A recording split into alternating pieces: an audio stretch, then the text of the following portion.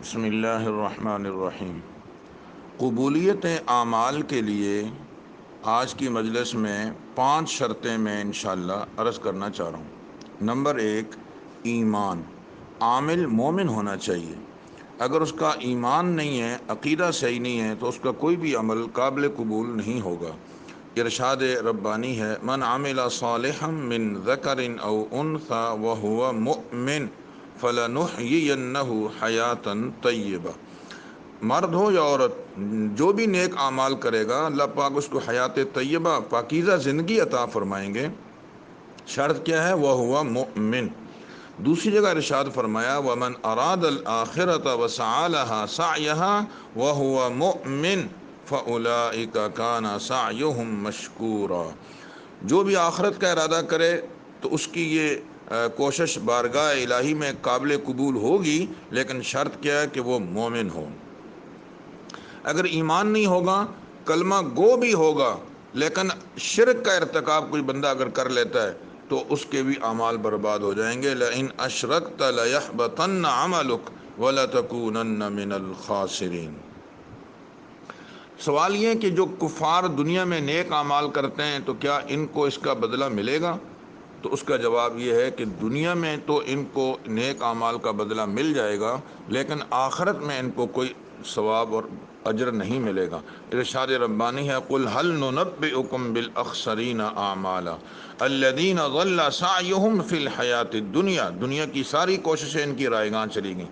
وہم یحسبون انہم یحسنون صنعا اولئک الذین کفروا بآیات ربہم ولقائہ فحبطت اعمالہم فلا نقیم لہم یوم القیامۃ وزنا۔ یہ وہی لوگ تو ہیں جنہوں نے اللہ تعالیٰ کی آیات اور نشانیوں کا انکار کیا، اللہ تعالیٰ کی ملاقات کا انکار کیا، تو ایمان نہ ہونے کی وجہ سے ان کو آخرت میں ان کی کیے ہوئے اعمال کا کوئی اجر نہیں ملے گا، بلکہ اللہ فرماتے ہیں ہم ان کے لیے وزن بھی قائم نہیں کریں گے۔ فلا نقیم لہم یوم القیامۃ وزنا۔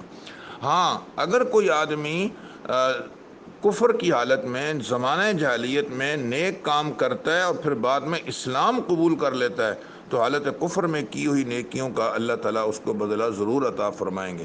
حضرت حکیم بن حزام رضی اللہ تعالیٰ عنہ فرماتے ہیں، میں نے عرض کی، یا رسول اللہ صلی اللہ علیہ وسلم، میں نے زمانہ جاہلیت میں جو صدقہ خیرات کیے ہیں، نیک اعمال کیے ہیں، ان کا کیا مجھے بدلہ ملے گا؟ آپ نے ارشاد فرمایا، اسلمت علی ما سلف من خیر۔ تم نے اپنی سابقہ نیکیوں سمیت اسلام قبول کیا، یعنی ان اعمال کا بھی تمہیں بدلہ ملے گا جو تم نے زمانہ جاہلیت میں صدقہ کیا ہے، صلہ رحمی کی ہے، اور جو تم نے نیک کام کیے ہیں اللہ تعالیٰ اس کا اجر تمہیں ضرور عطا فرمائیں گے۔ تو قبولیت اعمال کی پہلی شرط ہوئی ایمان۔ دوسری شرط ہے اخلاص، کہ جو بھی عمل ہو اس میں ریاکاری مقصود نہ ہو، اللہ تعالیٰ کی رضا مقصود ہو۔ وما امروا الا لیعبدوا اللہ مخلصین لہ الدین۔ وہ 3 آدمی جو بہت بڑے اعمال کرنے والے تھے، مجاہد، بہت بڑا جہاد کیا، اس نے زندگی کی بازی لگا دی اس میں، اور وہ شہادت نوش کر لی، اور ایسے ہی مالدار نے سخاوت کی انتہا کر دی، عالم نے علم کی نشر و اشاعت میں انتہا کر دی، مگر یہ تینوں لوگ سب سے پہلے جہنم میں کیوں جائیں گے؟ اس لیے کہ ان کے اعمال میں ریاکاری تھی اور اللہ کی رضا مقصود نہیں تھی۔ تو اعمال کی قبولیت کے لیے اخلاص شرط ہے۔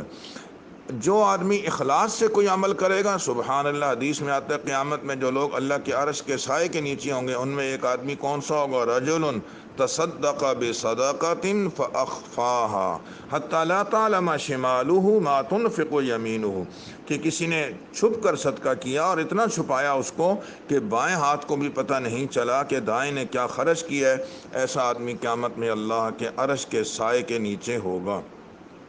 نمبر 3، اتباع سنت۔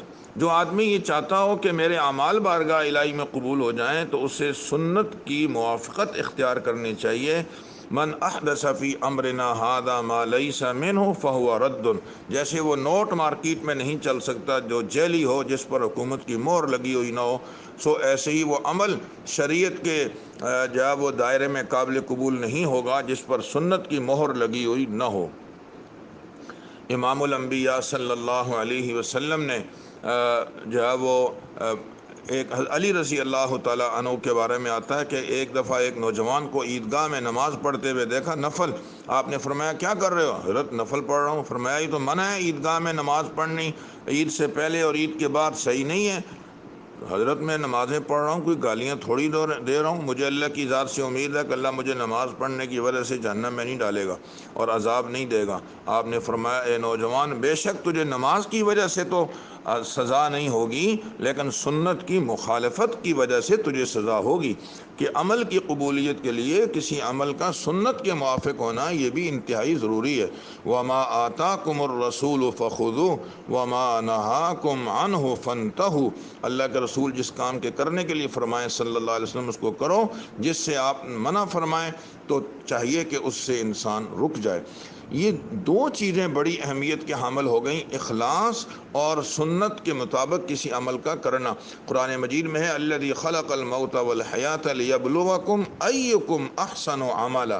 یہ ایکم احسن عملا کی تفسیر میں حضرت فضیل بن عیاض رحمہ اللہ نے ایک خوبصورت بات فرمائی کہ سب سے قیامت میں اللہ پاک جو ہیں وہ دیکھنا چاہیں گے کہ کس نے اچھے اعمال کیے ہیں، تو احسن عملہ کے بارے میں فرماتے ہیں کہ اس کا عمل خالص اور درست ہو۔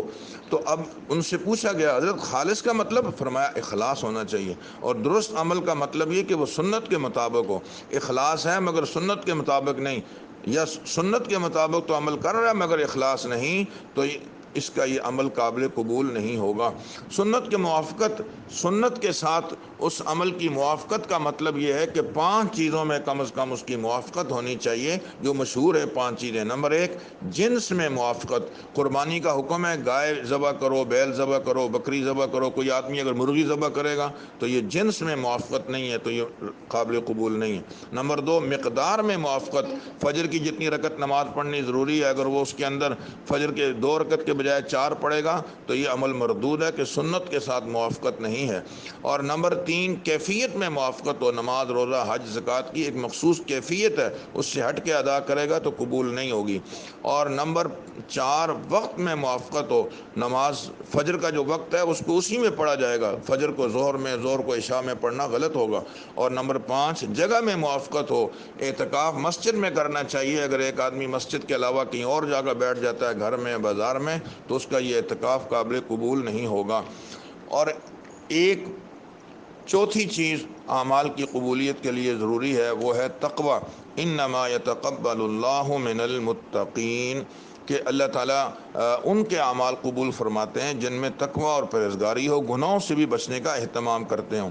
ایک 5ویں چیز جس کی طرف میں توجہ دلوانا چاہ رہا ہوں وہ ہے دعاؤں کا اہتمام۔ حضرت ابراہیم علیہ السلام نے دیکھو اعمال صالحہ کیے مگر ساتھ میں دعا، ربنا تقبل منا انک انت السمیع العلیم۔ حضرت عمران کی بیوی کی بات میں عرض کر چکا، جنہوں نے جو ہے وہ باقاعدہ پہلے عمل پیش کیا، رب انی نذرت لک ما فی بطنی محررا، مگر ساتھ میں فرمایا فتقبل منی، اے اللہ آپ اس کو قبول فرما لیں۔ تمام انبیاء علیہم السلام نے ہمیشہ رجوع اللہ اختیار کیا، خصوصاً موجودہ حالات کے اندر بھی ہم سب کو اللہ تعالیٰ کی جانب متوجہ ہونا چاہیے، دعاؤں کا اہتمام کرنا چاہیے۔ حضرت ایوب علیہ السلام سخت پریشانی میں تھے تو رجوع اللہ اختیار کیا، رب انی مسنی الضر وانت ارحم الراحمین۔ حضرت یونس علیہ السلام سمندر میں وہ سمندر میں بھی ہیں، مچھلی کے پیٹ میں، 3 اندھیروں کے اندر بند ہیں، رات کا اندھیرا الگ، سمندر کا اندھیرا الگ، مچھلی کا پیٹ کا اندھیرا الگ، مگر وہاں پر بھی فنادا فی الظلمات اللہ الہ الا انت سبحانک انی کنت من الظالمین۔ بدر کے موقع پہ آپ صلی اللہ علیہ وسلم نے رات بھر دعاؤں کا اہتمام کیا، اور جب بھی کوئی مشکل آتی تو آپ نماز کی طرف متوجہ ہوتے اور دعاؤں میں مشغول ہو جاتے۔ میں نے عرض کیا کہ ان موجودہ حالات میں بجائے گھبرانے کے ہمیں بھی اپنے رب کی طرف متوجہ ہونا چاہیے، توبہ اور استغفار کرنا چاہیے، اور اپنے رب سے پر امید ہونا چاہیے کہ انشاءاللہ وہ ہماری ضرور مدد فرمائیں گے۔ ہمیں اعمال کا اہتمام کرنا ہے مگر ان 5 شرائط کے اندر رہتے ہوئے کرنا ہے، انشاءاللہ پھر وہ عمل اپنا رنگ ضرور دکھائے گا۔ اللہ تعالیٰ مجھے اور آپ کو عمل کی توفیق نصیب فرمائے۔ وآخر دعوانا ان الحمد للہ رب العالمین۔